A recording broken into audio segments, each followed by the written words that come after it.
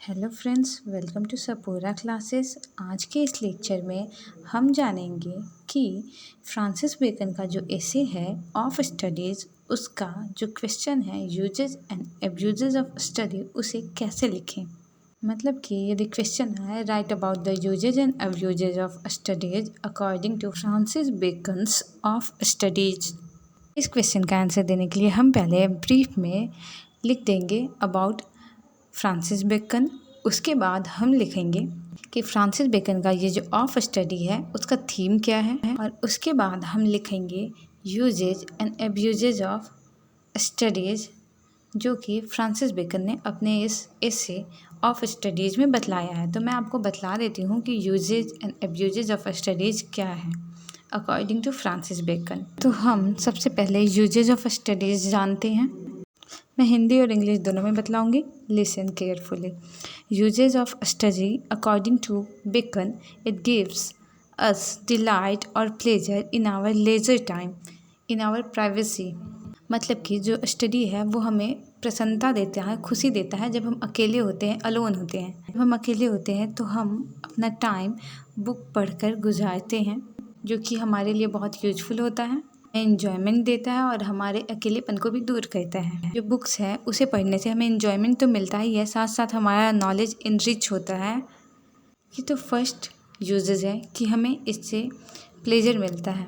इसका second use है reading help us to speak and communicate with the people more effectively.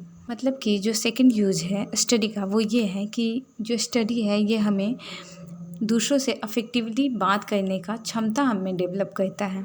Bacon कहते हैं this is real ornament for any people.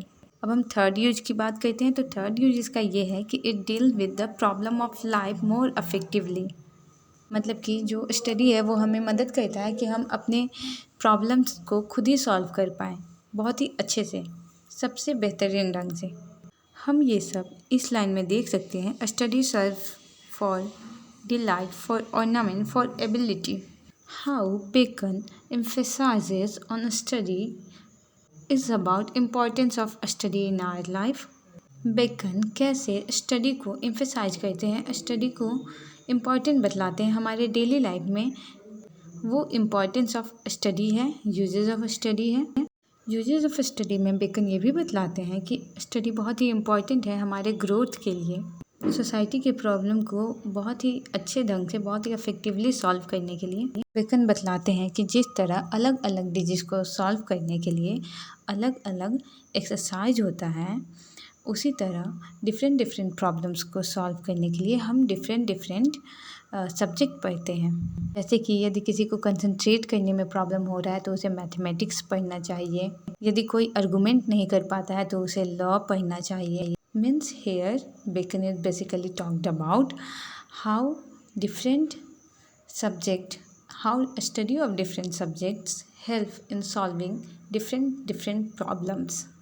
Like if someone has problem of concentration, if someone is not able to concentrate, then he should study mathematics, because if he will divert, he will have to solve from beginning. तो चलिए अब हम abuses of study पढ़ते हैं according to Francis Bacon's of studies. Bacon बोलते हैं कि बहुत देर तक पढ़ने से इंसान लेजी हो जाता है, क्योंकि अदर एक्टिविटी भी इम्पॉर्टेंट है। To study too much time, to give too much time in reading make a person lazy because other activities are also important. के बाद बेकन बोलते हैं कि किसी को बहुत अधिक शो ऑफ नहीं करना चाहिए एजुकेशन का। Means one should not talk about study every time. Apart from this, Bacon also says studying too much may separate us from our practical life or day-to-day life. Bacon says a scholar should avoid this kind of habit.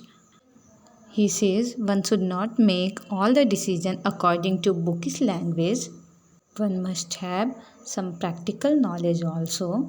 यहाँ पर bacon बोलते हैं कि हमें all the time study से related बातचीत नहीं करना चाहिए, हमें हर समय शो ऑफ नहीं करना चाहिए, और हमें हर डिसीजन में पढ़ाई बुकिश लैंग्वेज को, बुक के नॉलेज को इस्तेमाल नहीं करना चाहिए, बल्कि हमें हमारे डेली लाइफ से डिसीजन लेना चाहिए, जहाँ पर उस का ज़रूरत हो। तो ये था uses and abuses of studies. Thank you.